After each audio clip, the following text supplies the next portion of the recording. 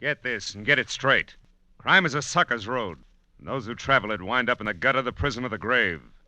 This time a peddler of pulp for love, a blackmailer with muscles, a south-of-the-border chiseler, a simpering prude, and a corpse in a bedroom. All had one thing in common. Each was a woman. It happened like this. From the pen of Raymond Chandler, outstanding author of crime fiction, comes his most famous character in The Adventures of Philip Marlowe.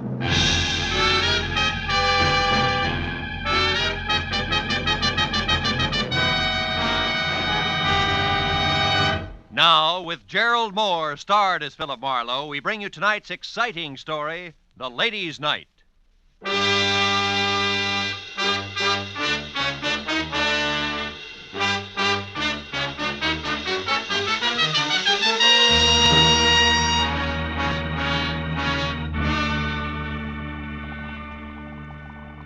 And the moment the sauce is boiling furiously, which is right now, add 1 full cup of tomato paste gradually and stir vigorously.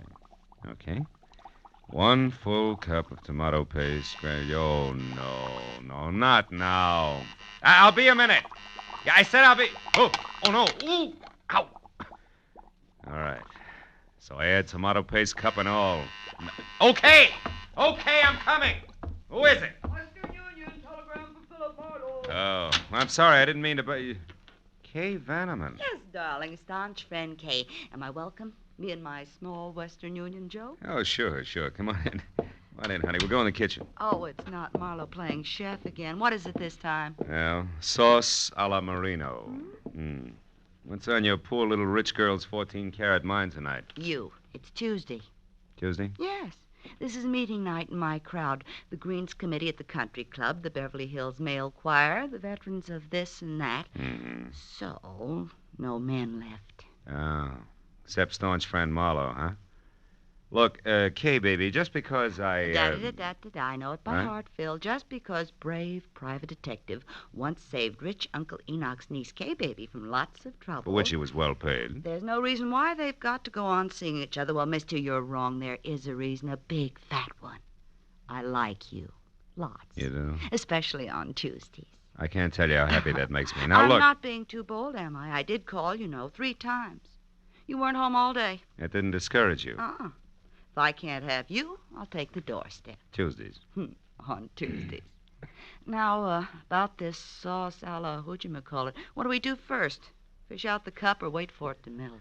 Well, it all depends. If we want to, Hey, that thing sticking out of your pocket, real telegram or prop for gag? Oh, no prop, real thing. Oh? I met the boy in front of your door. Here. Open it up, will you? My hands are greasy. So I noticed. Over there, self-reliant. It's called soap and water. Oh. Well, read it, dear. Straight like, huh? Okay, straight like. Tried to reach you all day. Very important. Uh-huh. Meet at the Tulip Room, Sunset Strip at 8 tonight. We'll pay Tulip you Room. triple your fee. Time means everything. Gigi Ormsby. You know her? Give me the towel, will you? Yeah, I think. Sure, she's the demon editor for Passman House. Who published what? Magazines, Torrid Love, Great Passions. You know, the shop girl's encyclopedia. Uh-huh. Well, now tell me, shop girl, where'd you meet editor Gigi Ormsby? At a cocktail party about a year ago. She's quite a character. Sleek to look at. And listen to? Oh, someplace between a career woman and a Marine sergeant. Credit good? Excellent. Uncle Enoch once shook hands with her, and that's better than Dun and Bradstreet. Hey, where are you going? The Don jacket and professional demeanor. Both are going to the Tulip Room. Phil, can but I- you're not. Phil, that's not fair. This is And Tuesday. the sauce a la Marino needs 1 measuring cup removed. A delicate woman's touch from here on in. Bye-bye, Kay. You're a staunch friend indeed.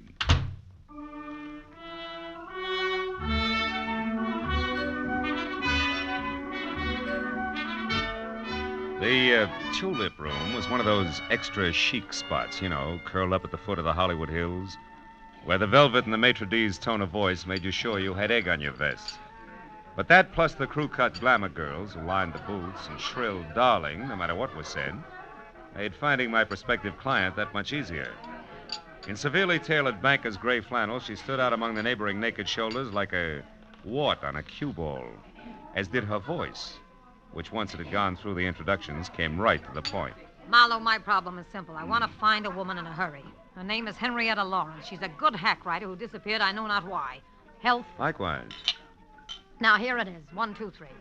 A couple of weeks ago, Henrietta Lawrence showed up in my office from someplace like Seattle or Portland, I forget which, and handed me an outline for a 3-installment serial story that was excellent, according to our standards. 3 days ago, she brought in the first 2 installments, also excellent. But the day before yesterday, when the 3rd installment was due, I was sitting in my office window when this happened. She only got as far as the front door. What happened? I don't know.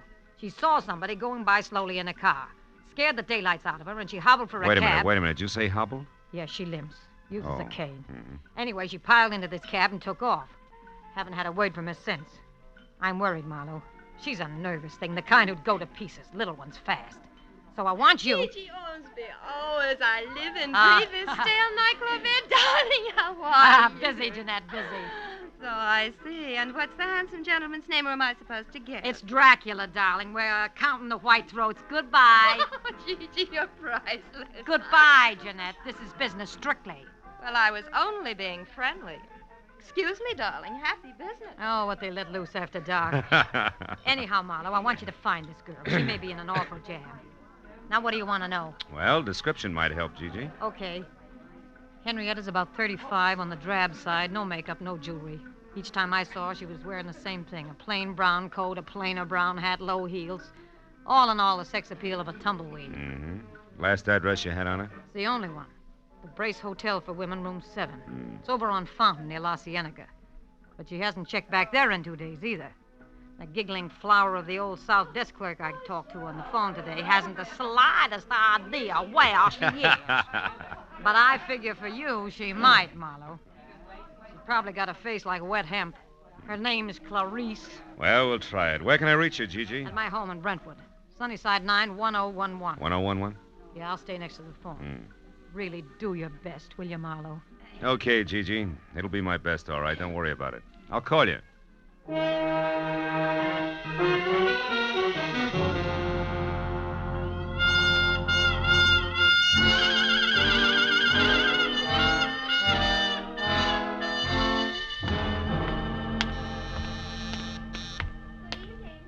Hotel. Miss Violet Moore? One moment, please. Go ahead. Oh, hello. Can I help you? Are we alone? Is the switchboard closed? Why, yeah. Good. You see, I'm a private detective named Marlowe, Clarice. A private detective? And you know my name. Oh, we find things out. Oh, how can poor little old me help you? Well, it's about Henrietta Lawrence, the girl with the cane. Mm-hmm. She's in trouble, and I think it's a man. So do I. Who? Well, I don't know. You sure? Positive. She was always so quiet, so mysterious. It was enough to make a body curious. Oh. So one night I followed her. She went to Annie Stringer's Hollywood Health Club. That's a ladies' Turkish bath over on Santa Monica Boulevard in Doheny.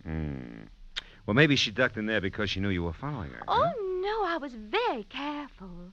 Besides, she had something to say to a woman there. I know. I saw him talking in the doorway when I went by. Couldn't see who it was, though. No men, huh? No. But I keep my eyes open when she comes back. Oh, you do just that. Keep 'em wide open, Clarice. They're lovely eyes. Oh. Good night, honey.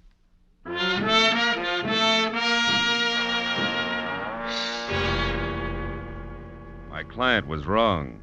Clarice did not have a face like wet hemp. It was more like a batch of biscuits, but the body curious had provided a lead.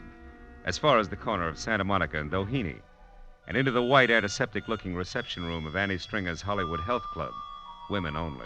My husband said if I... There I forgot about Clarice, hemp, and biscuits alike and thought instead about something a whole lot tastier. Like the girl who was leaning on the corner of a desk marked information while she made pencil marks on a chart. She looked up when I closed the door and started toward me. But when another door in the room opened and a woman who was built like a sack of cement bore down on me, she turned back to her chart. Yes, sir. Can I help you? I'm Annie Stringer. We don't have a men's section here, if that's what you wanted. No, it was something else, Miss Stringer. Annie'll do. Oh. Name's my stock in trade. Something else like what? Henrietta Lawrence. I'm looking for her. Who are you, mister? What's your name? Philip Marlowe. I'm a friend of Henrietta's from Portland. They told me over at the Brace Hotel that Henrietta might be at your place. You see, someone had seen her come in here once. Henrietta Lawrence. Mm-hmm. Well, name doesn't mean anything to me, but... Honey, Mrs. Gordon wants you to come beat her a while. All right, Hilda, be right there. I don't recall anyone by that name, Mr. Marlowe, but you might check with my receptionist there. Take care of the gentleman, will you, Mona, dear? Very well, Annie. I'm coming, Mrs. Gordon. I'm sorry, Mr. Marlowe, Mona, dear. Philip Marlowe. Marlowe. Well, I don't recall any Henrietta Lawrence ever having been with us, but why don't we check the registration cards at my desk and be sure? I might be mistaken. All right. She's a woman about 35. She wears no makeup Shh, and... Never mind. Huh? I know her, amigo. What? Just listen. You see, Mr. Marlowe, the cards here list everyone who ever visits the club. Hmm? Why do you really want Henrietta Lawrence? Well, I'm a private detective with interested client. Who has money, amigo? It could be. What's your connection here? Receptionist. Oh. And good friend to Annie. Her confidant, you might say. All right, say it. Meet me in the alley behind the hardware store across the street in a half hour. We close then. Well, I'm sorry, Mr. Marlowe, but we don't seem to have any listing of a Henrietta Lawrence. But perhaps in the No, future... never mind. Thanks just the same. Well, you're quite welcome. Don't keep me waiting, amigo.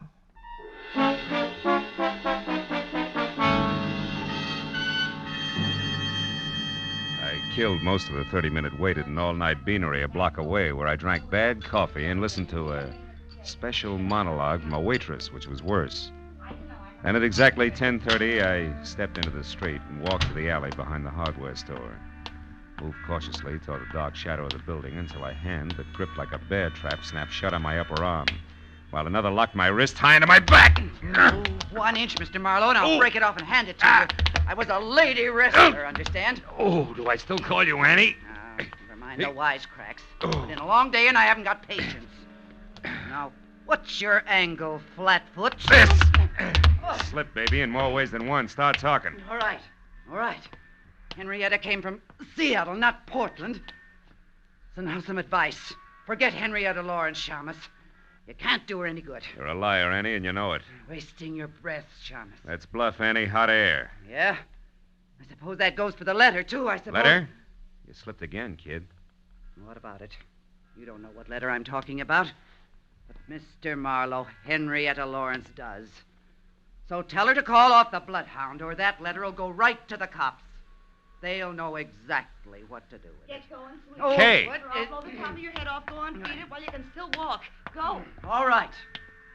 But I'll be around, Marlowe. So don't forget the message I gave you for Miss Lawrence.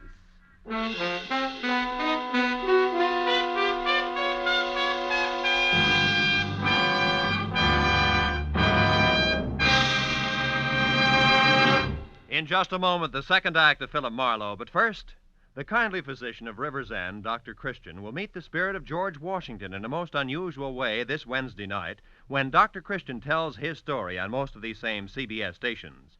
An elderly patient who claims to have a personal message from George Washington comes to Dr. Christian's office and presents him with one of his most perplexing cases. Dr. Christian, starring Gene Hersholt, is a regular Wednesday night feature. Now, with our star, Gerald Moore, we return to the second act of Philip Marlowe and tonight's story, The Ladies' Night.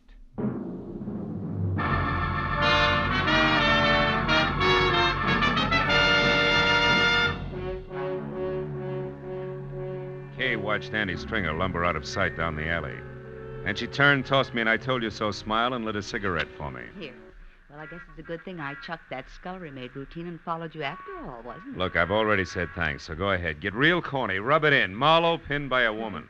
That was no woman, Phil. It was the late gargantuous cousin. Yeah, I was also outnumbered and surrounded. By the way, where's your gun, Kay? I don't have any gun, just What? a lot of bluff and curiosity about what you were doing out here in the alley with a creature like that. I was taking a judo lesson. By correspondence, maybe?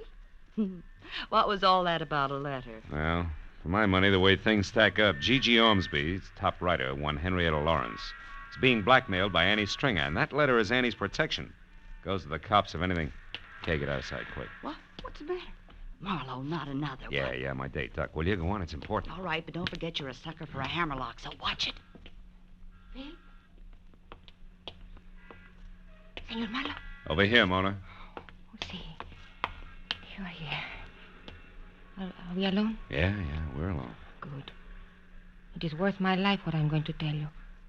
And we like me alive, no? Look, what is it, Mona? You know something about Henrietta Lawrence? See, more than enough.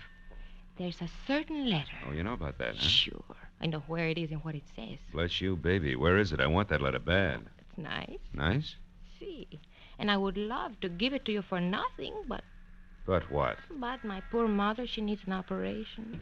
My father, the mortgage on the rancho. Your little sister wants music lessons. Come on, kid. How much? How much is the life of Henrietta Lawrence worth, Phil, dear? To me, to you, to Henrietta Lawrence. Her life, huh? I'll see what I can do. You better do real good, amigo. It's a very serious thing. I take a great risk. Annie Stringer is stupid, but she's also strong like a bull. You come to my apartment, 8310 North Ardmore, number D. 1 hour. D, huh? Okay, I'll be there. Good. And please, amigo, you don't hold hard feelings against me. Not for this. You know, business is business. Pleasure is pleasure, no? Maybe we can mix them. In an hour. I'll be waiting for you, Phil. How do you like that? It was as touching a little scene as I've ever witnessed. Skip it, Kay. This deal is liable to get rough before it's over, and I've got a call to make. Let's go. And I was dumb enough to warn you against the hammerlock. The hammerlock that kid holds is like a pat on the head. Can I go with you just for laughs? Yeah. We're going to call on my client. You're scramming. Come on.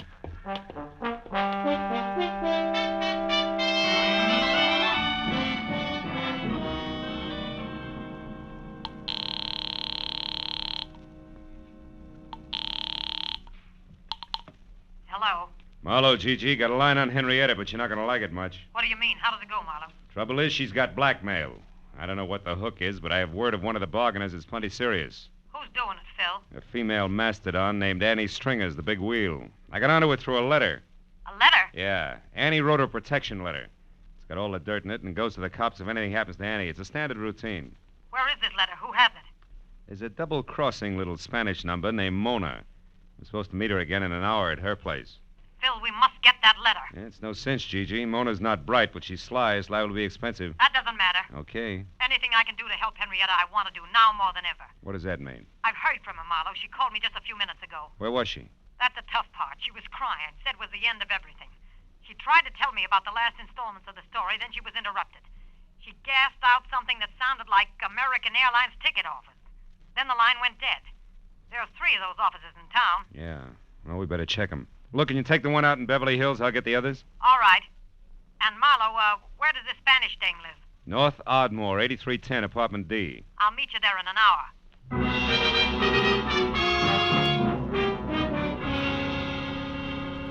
When Gigi hung up, I sent Kay to check the airline office in Hollywood for a woman carrying a cane and a big load of trouble, telling her to call me at the downtown agency within half an hour. Then I headed south for the office on 6th Street. Halfway down, it began to rain. You know, the kind of dismal, misty drizzle that makes your clothes smell like blankets at a fire sale. I spent a fruitless half hour peeking into corners and trading descriptions, and finally, when Kay called in a negative report from the Hollywood office, it was high time to beat it out to my appointment with Mona. The rain had put enough dazzling sheen on the pavement to make the going slow and slick. But I got out to 8310 Ardmore not over a minute late. Apartment B was the last on the right and completely dark. As I walked toward it, I found myself following a set of feminine footprints rapidly filling with water. And besides each left print was a little round hole. By the time that registered on me, I was already at the door and could hear her crying inside. I didn't wait to knock. Mona, it's me, Marlowe. For Pete's sake, what happened to you? Phil, that woman was here waiting for me in the dark. She had a big club. When I came in, she grabbed me and beat me with it. It was a cane. Not that it makes any difference now. Hey, your apartment's a rest. She got the letter, huh? See, she got it, and look. Look at this awful Later. bruise. Right now, I want to know what that letter said, and you can forget about me paying the Mexican national debt for it. I want it free and fast. Come on, what's Annie got on Henrietta Lawrence? Right, all right. She knows it. What? Somebody's outside there. Oh, it's Gigi. Come on in, Gigi. Hello, Phil.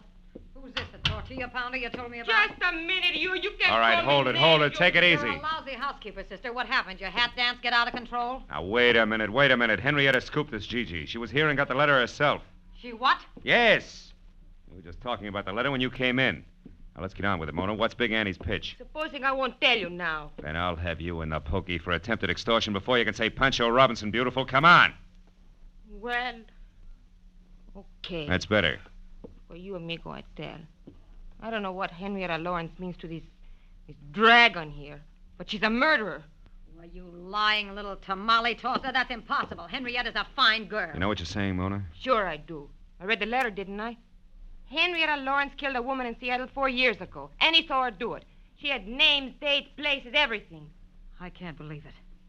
I just can't. She's such a swell person. Look, she even left this, the final installment of the story, for me in that Wilshire ticket office. What'll we do, Phil? We gotta help her. Okay. Since neither she nor Annie counted on Mona here reading the letter, the best way to help her is to try to keep her from committing another murder. What, are you crazy? What are you talking about? Come on, Gigi, get with it. The letter was worthless except as Annie Stringer's protection. Yet Henrietta went to all the trouble of getting it. Why? So she could shut Annie up, and there's only one way to do that. Kill her. Holy mackerel, I didn't even think. You should, Senora.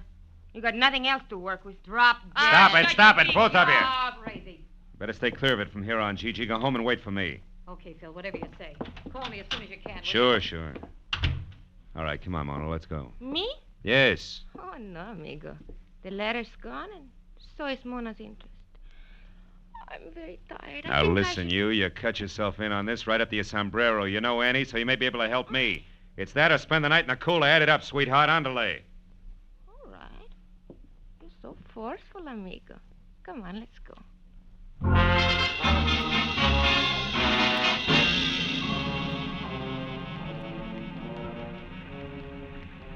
Well, Annie's not in her apartment, and she's not around the health club. What's next, Mona? Where else would she be? Search me, amigo. Think, will you? Has she had any appointments lately that didn't fit with her regular routine? Well, she went out on Fountain Avenue in a big hurry a couple of Fountain days. Avenue. That's where Henrietta's been staying, in a hotel out there. The Brace Hotel? That's it, on the nose.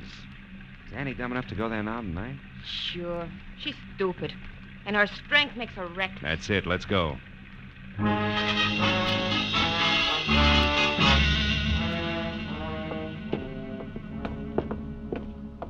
Come on, Mona. It's here on the first floor. Hey there. Now, just one moment there. Where do you think you're... Oh, it's you again, Mr. Marlowe. Yeah, it's me again, If Clarice. You're Now, looking for that Miss Lawrence Yeah. in number 7? Uh-huh. Well, you're sure in luck, Mr. Marlowe. She's in now. She came back about a half hour ago with a friend, the biggest woman I ever saw. Annie, it's true, amigo. You were right. Yeah, come on. Let's get back there. Oh, Mr. Marlowe, you can't go back there. You're a man, and this hotel is for Now, women look, sis, only. you got a pass key there, haven't you? Okay. Come on. This entire night from start to finish has been for women only. Getting sick and tired of it, present company included. Now, where's number 7? Phil, this is it right here. Henrietta!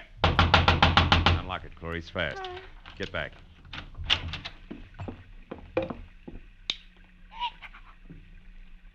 Annie. Dead. With a knife. Yeah. Go ahead and scream, Clarice. Get it over with. Well, where's Miss Lawrence? She no doubt left by the window here. Yeah, it's still open. Only 5 feet to the ground and a clear set of footprints in the wet dirt, cane marks and all, just like... Just like what, Mr. Marlowe? I started to say like the ones I saw earlier. Sure, the last installment of the story, the letter at Mona's, the airline ticket. Now she's out of it, slick as a whistle. Clarice, call the cops. Here, give them my card. I'll get in touch. Well, where you going, Mr. Marlowe? To break the unpleasant news as gently as possible to my client. Phil, what about me? What will I do now? Just keep looking at Annie, a beautiful, chiseling, double-crossing jerk. Maybe you'll learn something, but I'm not going to count on it. Phil.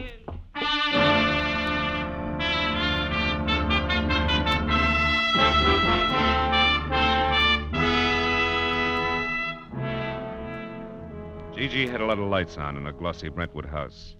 And as I walked up the wet, curving flagstones to a door, I could see her inside, pacing slowly back and forth, an impatient cigarette in one hand, a stiff brace of brandy in the other. Whatever Gigi Ormsby really thought or felt about Henrietta Lawrence then, I couldn't tell. But I was sure that before I left, she was going to despise her. Phil, I've been waiting for you to phone me. Something bad, isn't it? I can see it in your face. We found Annie Stringer's body, Gigi, in Henrietta's hotel room. Ah, what a dirty, dirty shame. And Henrietta? Gone. But she won't get far, not this time. The circle gets smaller every time. She can't keep on killing. It's got to stop someplace. Yeah, I suppose so. But I'm sorry for her, Phil. I hope she got a plane ticket tonight and is miles away by morning. I hope she gets a break this time. She didn't buy a ticket. She's not even running. And she won't get that break. You talk as if you know where she is, do you? Mm-hmm. You've been to Seattle, haven't you, Gigi? Well, of course, but not for years. You lived there. You were a writer before you became a publisher. Why? What is this? You knew Annie Stringer long before tonight, too, Gigi, huh? What are you driving at, Marlowe? That your real name is Henrietta Lawrence, that you killed a woman in Seattle once, changed your name, and got away, but there was a witness. And a couple of weeks ago, purely by chance, that witness, Annie Stringer, ran into you, recognized you as Henrietta, and grabbed at the chance for blackmail. Stop it, Marlowe. So you had to bring Henrietta Lawrence back to life, just long enough to get rid of the witness. But first you had to get a letter she'd written, and also have someone who tell a straight story to the cops. So you hired me, planted the right leads along the way. Get away from that desk! Don't try it, Gigi. You can't win, so at least lose gracefully, will you? If this was in one of my books, no one would believe it. You're right, I can't win. It's all true, Phil. Where was the loophole? It started only as a hunch, but everything fit. I got it from the cane you used, Gigi, at Mona's place. The cane marks were on the left side of your tracks. But outside the hotel window, they were on the right. Anybody who really has to use a cane couldn't do that. Such a little thing. As a matter of fact, it was. Look, Marlowe, you're the only person between me and that break. I got more money than I know what to do with. I can bid high, really high. You wouldn't be for sale, would you? No, baby. Just for hire. Get your coat, Gigi. We're going down to headquarters.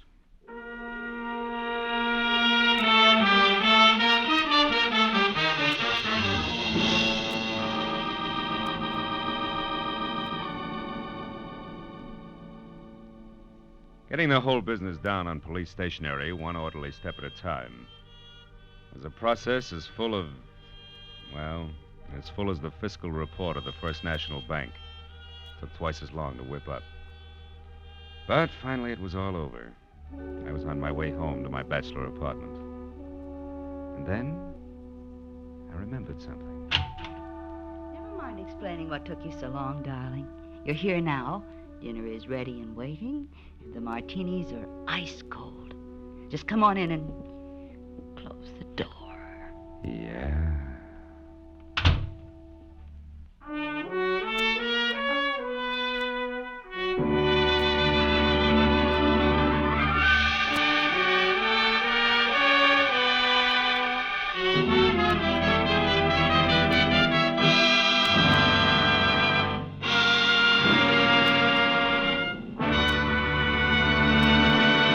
The Adventures of Philip Marlowe, bringing you Raymond Chandler's most famous character, star Gerald Moore, are produced and directed by Norman MacDonald and are written for radio by Robert Mitchell and Gene Levitt. Featured in the cast were Jeanette Nolan, G.B. Hunter, Constance Crowder, Lillian Baeff, Gene Bates, and Michael Ann Barrett. The special music is composed and conducted by Richard O'Runt. Be sure and be with us again next week when Philip Marlowe says... This time, a friend with millions, a myopic chemist, and a long-haired piano player were thrown into a panic because a brilliant young lady with a gun was taking a big step in the wrong direction.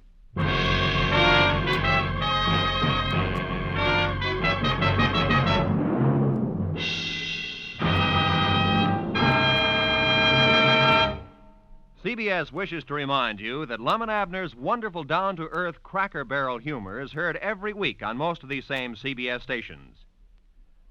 This is CBS, the Columbia Broadcasting System.